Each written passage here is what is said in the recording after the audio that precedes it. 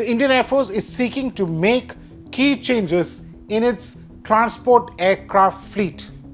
The IAF is revamping its airlift capability by inducting the proposed medium transport aircraft MTA that will be assembled in India as its main workhorse in the modern era. The induction of the aircraft would change the way India has been looking at its military transport aircraft category. The new aircraft will fill the gap between the AN-32s and the IL-76. The MTA will be a replacement for both these planes in terms of numbers and capability. Now, sources said that the IAF is in the midst of drawing up a request for proposal from MTA that will be issued in the next fiscal. The main competitors for this project are Brazil's Embraer and Europe's Airbus. Input suggests that Japan's Kawasaki C2 could also be an option. Embraer has offered its latest C390 Millennium aircraft and Airbus its A400M. Incidentally, the IAF had issued a request for information in December 2022 to foreign original equipment manufacturers for an aircraft having a load carrying capacity of 18 to 27 tons.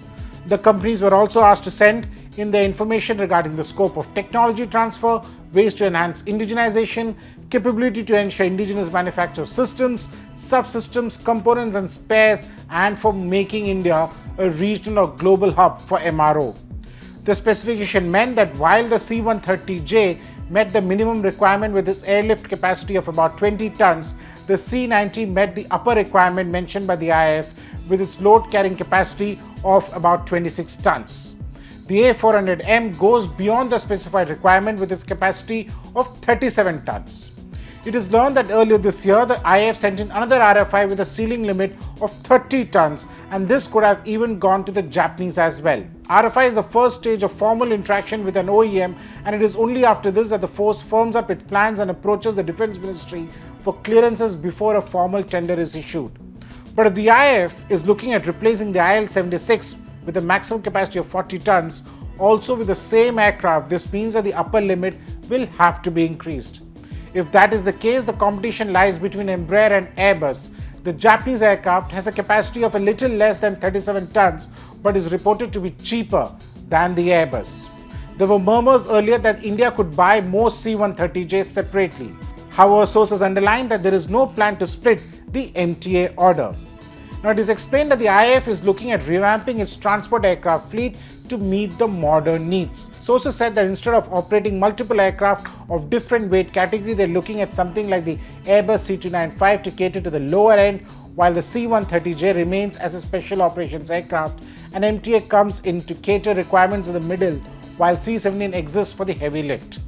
Now, sources said that the lower load carrying aircraft like the C-130J cannot carry out modern airlift requirements like the proposed light tank. The C295, 56 of which has been ordered till now with numbers set to go up in future, will take care of requirements of up to 10 tons, while C-130J, the 12 with the Air Force, will cater to requirements of up to 20 tons. The sources said the IAF has no plans to scout for any second-hand C-17s since the production line has ended, and feel that they don't need any more than the existing 11. They said that if in future Boeing restarts a production line, they will have a look at it. Explaining more about the MTA, the sources said the Air Force wants the aircraft to be capable of undertaking operations at high altitudes and also be able to land and take off in unprepared runways like India's advanced landing grounds, ALGs in Ladakh and the Northeast. Interestingly, the C390, the A400M and the C2 are not different in terms of load capacity, but also when it comes to engines. The A400M and the C2 are turboprops, while the C390 is a jet engine one.